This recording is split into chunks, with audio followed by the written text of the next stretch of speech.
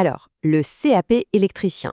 Que l'on soit un futur apprenti qui se pose des questions ou un employeur qui envisage de recruter, on se retrouve souvent au document officiel, le fameux référentiel. Et parfois, ça peut paraître un peu complexe. Eh bien, aujourd'hui, on va décortiquer tout ça ensemble pour que ça devienne une feuille de route limpide pour tout le monde. C'est parti!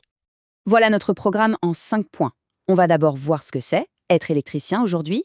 Ensuite, on plongera dans ses missions. On verra comment une simple tâche du quotidien devient une vraie compétence. Puis, le gros morceau, comment se passe l'évaluation du CAP. Et enfin, on regardera ce qui se passe après le diplôme. Tous les débouchés possibles. Allez, on attaque tout de suite. Il faut vraiment dépoussiérer l'image qu'on peut avoir de l'électricien. Aujourd'hui, le métier a complètement changé, il touche à des domaines de pointe qui sont juste passionnants.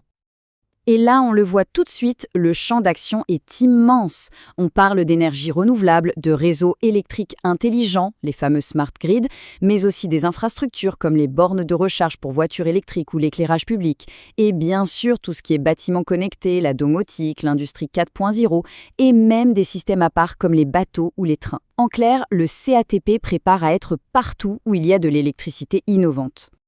Très bien, le champ d'action est large, mais alors concrètement, qu'est-ce qu'un apprenti va apprendre à faire au quotidien?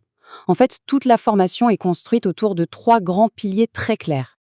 Et ces 3 piliers, ils suivent en fait le cycle de vie complet d'un projet électrique. D'abord, le pôle 1, la réalisation. C'est le cœur du métier, on installe, on construit. Ensuite, le pôle 2, la mise en service. Une fois que tout est posé, il faut vérifier que ça fonctionne et surtout que c'est sécurisé. C'est une phase absolument critique. Et enfin, le pôle 3, la maintenance. On s'assure que l'installation continue de bien fonctionner sur le long terme. L'apprenti va donc vraiment toucher à tout, du début à la fin. Ok, on a vu les grandes missions. Maintenant, on va zoomer un peu.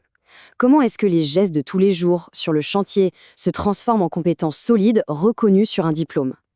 Voilà, c'est vraiment l'idée centrale à retenir. Chaque geste, chaque tâche qu'un apprenti réalise n'est pas faite au hasard. Elle a un objectif bien précis, construire une compétence qui sera à la fin validée et certifiée. Et ce tableau, il illustre ça parfaitement. C'est super important, que ce soit pour le patron ou pour l'apprenti. Regardez, à gauche, la tâche du quotidien. Par exemple, câbler, raccorder les matériels. Ça, c'est ce qu'on fait sur le terrain. Et à droite, la compétence que ça développe. Réaliser une installation éco-responsable. On voit bien qu'on ne fait pas que brancher des fils, on apprend à le faire de manière intelligente. Autre exemple, réaliser les vérifications et essais. Eh bien, ça mène directement à la compétence contrôler les grandeurs de l'installation. C'est la preuve, noir sur blanc, que le travail quotidien sert à construire une véritable expertise. Allez, on aborde maintenant un morceau vraiment essentiel pour tout le monde, l'évaluation. Comment ça se passe, concrètement, pour obtenir le diplôme? Alors, la question est simple. Comment valide-t-on le diplôme? En fait, c'est un mélange entre la pratique professionnelle pure et dure et des matières plus générales. On va voir comment tout ça s'articule. Voici le détail des épreuves professionnelles. Et là, il y a un chiffre qui doit sauter aux yeux.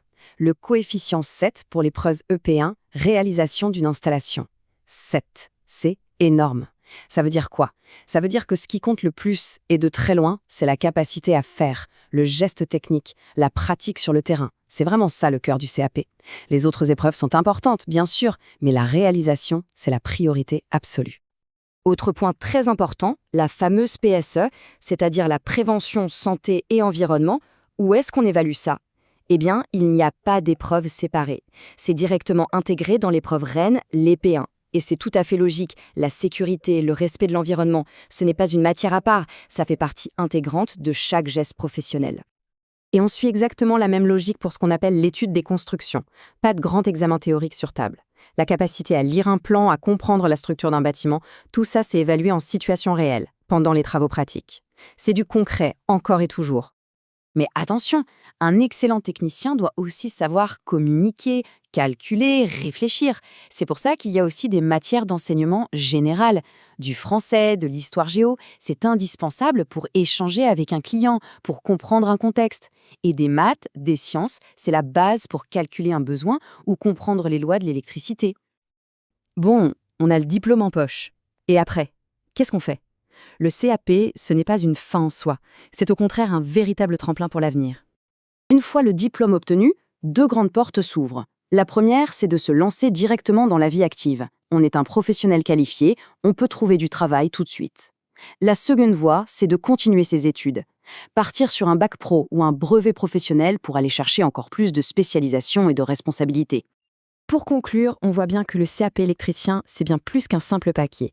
C'est vraiment la clé d'entrée dans un secteur qui est non seulement essentiel à notre quotidien, mais aussi en pleine transformation et donc plein d'avenir. Alors, prêt à brancher son futur ?